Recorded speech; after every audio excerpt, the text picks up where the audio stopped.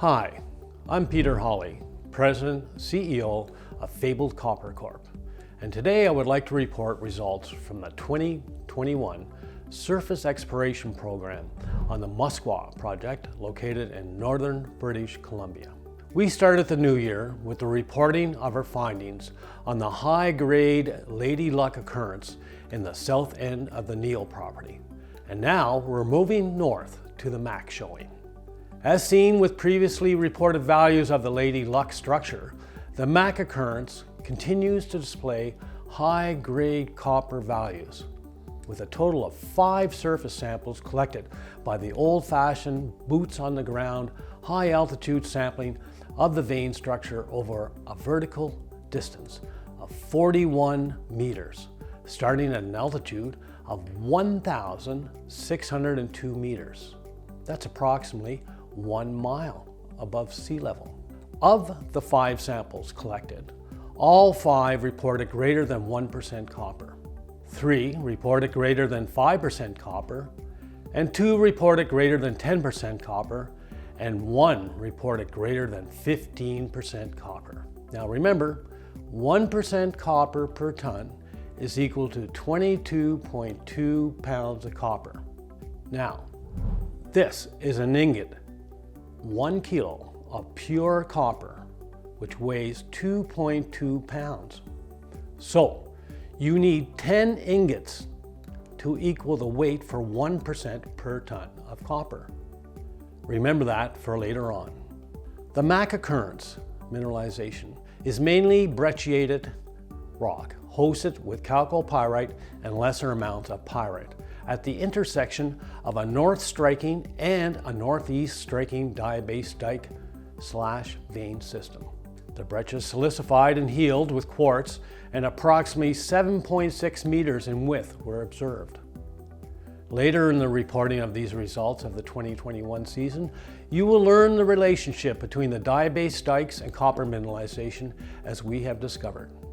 While conducting the field visit work, the team discovered at the 1,604 meter elevation a 1968 claim pin numbered L829 and a predated claim post. Now imagine this, wandering around the middle of the mountains looking for stuff and finding not only a 1968 claim survey pin, but also the predated claim post. What are the chances of that? This is why boots on the ground is the only way to properly evaluate an area. So, sample number D723261, taken at the lowest altitude of 1,602 meters, that's approximately 1 mile above sea level, or, for reference, the same elevation of Denver, Colorado, and was composed of quartz with carbonate, molted gray, white to dark gray on fresh surface, abundant sediment fragments, minor dendritic black material, perhaps pyrolusite, and moderate malachite staining. It was vuggy and pitted with 5% copper as disseminations and patches, and returned 4.39% copper with 1.6 grams per ton silver. That's 40.3 copper ingots. Sample D723263 was taken 4 meters vertically above D723261 at a vertical altitude of 1,606 meters, where the MAC structure was traced by mineralized rubble. A float sample of the rubble returned an impressive 11.6% copper and 3.5 grams per ton silver. The sample consisted of quartz, mottled gray to white on the weathered surface, and brassy yellow with green patches on the fresh surface, moderate malachite staining, and 25 to 35% chalcopyrite as semi-massive sulfides. Now, in this case, 11.6% copper. That's 116 ingots at 1,618 meters vertically. Mineralized structure continued, and rubble sampling D 723262 assayed 4.39% copper and 3.7 grams per ton silver. And 12 meters vertically above that, which was the last sampled. This copper sample consisted of quartz carbonate, light gray to white on fresh surface, minor vugs and limonite patches, occasional cross-cutting carbonate stringers with patches of chalcopyrite and moderate malachite staining, 3 to 4% chalcopyrite as patches and disseminations. This assayed 4.39% copper. That's right, that is 43.9 ingots.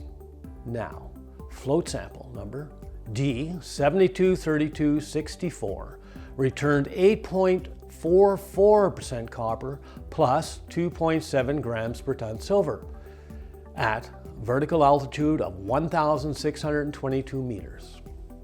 The sample contained quartz and iron carbonate and was weathered, dark to yellow brown, and on a fresh surface, mottled brown to off-white to white and brassy yellow.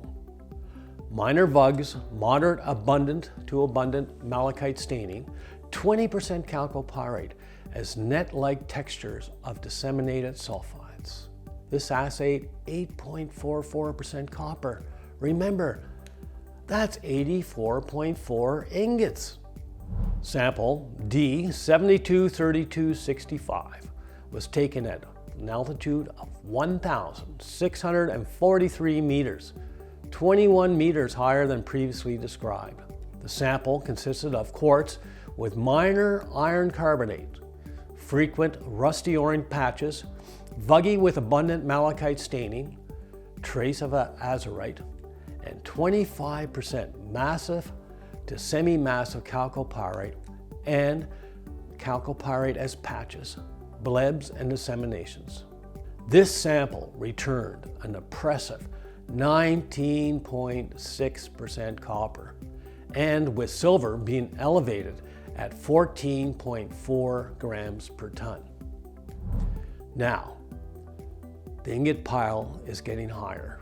196 ingots. Needless to say, the impressive grades over 41 meters vertically on the MAC warrants following up in the 2022 season. The MAC vein breccia structures have never been drilled and remain open in all directions. Please follow us while we explore the Muskwa project.